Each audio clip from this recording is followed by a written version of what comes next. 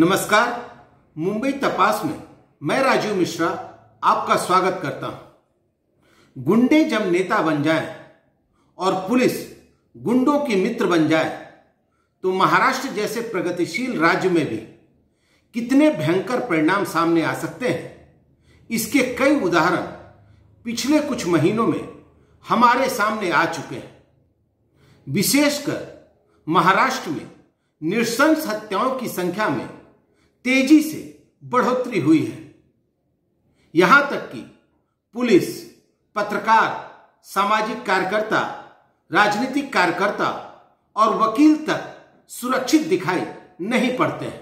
ऐसी ही एक घटना त्र्यंबकेश्वर में भी सामने आई है, जहां कुछ पत्रकारों पर कुछ गुंडों ने भयंकर जानलेवा हमला किया है।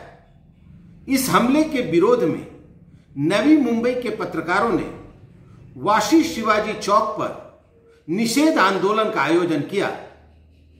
इस आंदोलन में पत्रकार विनय महात्रे, विनायक पाटिल, नीलेश पाटिल, परवीन पुरो सहित अनेकों पत्रकारों ने भाग लिया। आइए हम सबसे पहले इस निषेध मोर्चा के कुछ दृश्य आपको दिखाते हैं।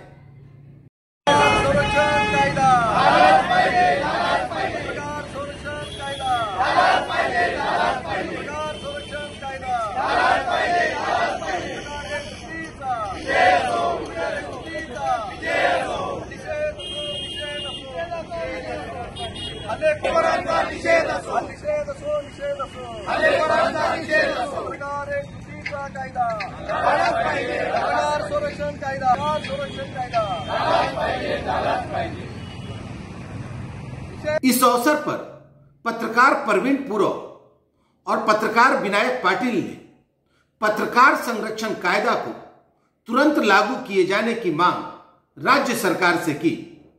त्यापासून महाराष्ट्रामध्ये पत्रकारांवर होणारे जे हल्ले जे आहेत ते सातत्याने वाढत आहेत। या वाढणाऱ्या हल्ल्यांची दक्षता घेऊन राज्य सरकारने पत्रकार हल्ला विरोधी कायदा करण्याचं निश्चित केलं होतं। त्यावेळेला सिनियर IPS IAS अधिकारी आनंद कुलकर्णी यांच्या नेतृत्वाखाली एक कमिटी गठीत करण्यात आली आणि या कमिटीने हा कायद्याचा मसुदा जो आहे तो राज्य सरकारकडे दिला। राज्य सरकारने तो पारित केला। या संदर्भातला GR निघाल्यानंतर तो मसुदा जो आहे तो राज्यपालांच्या सिग्नेचरसाठी गेला। त्याची स्वाक्षरी झाली। राज्यपालांची स्वाक्षरी झाल्यानंतर राष्ट्रपतींकडे गेला। राष्ट्रपतींची स्वाक्षरी झाली। तो परत आल्यानंतर त्याचा मसुदा प्रत्यक्ष कृतीत उतरवणे गरजेचं होतं। ते राज्य सरकारने केलं नाही। ते न केल्यामुळे हा कायदा प्रत्यक्ष कृतीत उतरा नाही। म्हणजे जेव्हा पत्रकारांवर हल्ला होतात आणि आम्ही जेव्हा पोलीस ठाण्यामध्ये जातो तेव्हा पोलीस सांगतात असा कुठलाही कायदा नाही आहे। जेव्हा आम्ही GR दाखवतो त्यात तो कायद्याची नोंद केली जाते, पण ज्यावेळेला हे सगळं प्रकरण कोर्टात जातं तेव्हा त्याची समरी तयार होऊ शकत नाही। कारण त्याचं असंच आहे की त्याचं रूपांतर कायद्यात होऊ शकलं नाही। या कायद्यात रूपांतर व्हावं म्हणून गेल्या 2 महिन्यापूर्वी एक महत्त्वाची मीटिंग मंत्रालयामध्ये सह्याद्रीवर झाली पत्रकारांची, ज्याच्यामध्ये महाराष्ट्रातल्या विविध संघटनांचे पत्रकार होते, पदाधिकारी होते।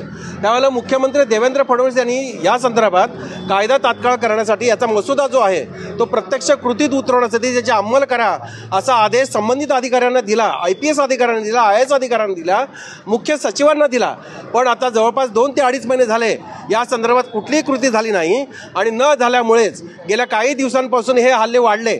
आणि काल तर आपण पाहिलं नाशिकमध्ये ज्या पत्रकारांवर हल्ले झाले ते निष्कारण हल्ले झाले।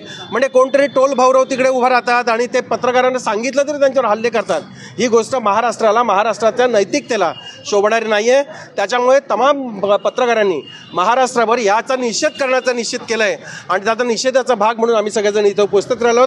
मी तमाम महाराष्ट्रातल्या जनतेला अपील करतो की पत्रकारांच्या ह्या लढ्याच्या पाठीमागे आपण सर्वांनी उभं राहावं अशी मी त्यांना विनंती करतो। आमची मागणी आहे सरकारकडे, ज्या पद्धतीने मुंबई असेल महाराष्ट्राच्या विविध भागामध्ये पत्रकारांवरती हमले केले जात आहेत, त्यांच्यावरती अटॅक केले जात आहेत। सध्या जर आपण पाहिलं तर नाशिकमध्ये जो 2 दिवसापूर्वी प्रकार घडला होता त्याच्यामध्ये आहे ते 3 पत्रकारांवरती आहेत जोरदार हल्ला करण्यात आला होता, त्यांना जखमी करण्यात आलं होतं आणि त्यानंतर आहे ते सरकार आहे जागं झालं होतं, आरोपींना आहे ते अटक करण्यात आलेली आहे. मात्र आमची सरकारकडे ही मागणी आहे की गेल्या अनेक वर्षापासून सरकारनं जो हा कायदा पास केलेला नाही आहे, इम्प्लिमेंटेशन केलं नाही आहे, कायदा लागू केला नाही आहे. त्यामुळे आमची मागणी आहे की हा कायदा हा त्वरित लागू करण्यात यावा.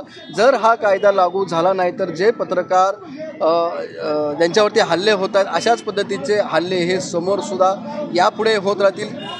जे हल्लेखोर आहेत त्यांच्यावरती या ठिकाणी कुठल्याही प्रकारचं दडपण येत नाही आहे, ते घाबरत नाही आहेत कायदा नसल्यामुळे. त्यामुळे जर हा कायदा झाला तर पत्रकारांनी पुढे काम कसं करायचं हा मोठा प्रश्न आहे, तो निर्माण होणार आहे.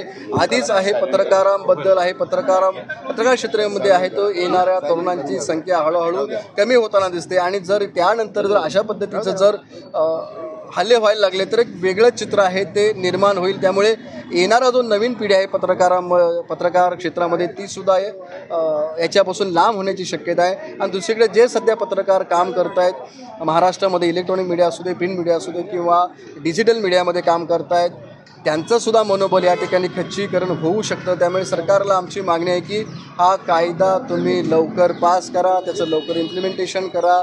इसमें कोई दो राय नहीं कि जिस तरीके से पिछले कुछ महीनों में महाराष्ट्र में अपराधियों का मनोबल काफी तेजी से बढ़ा है, उसको देखते हुए आज अपराधियों के प्रति एक सख्त कदम उठाए जाने की बेहद आवश्यकता है. और निश्चित तौर पर हमारे गृह मंत्री देवेंद्र फडणवीस को इसको लेकर के एक सार्थक कदम उठाना चाहिए. तो इस बुलेटिन में बस इतना ही. अब मुझे दीजिए इजाजत. नमस्कार.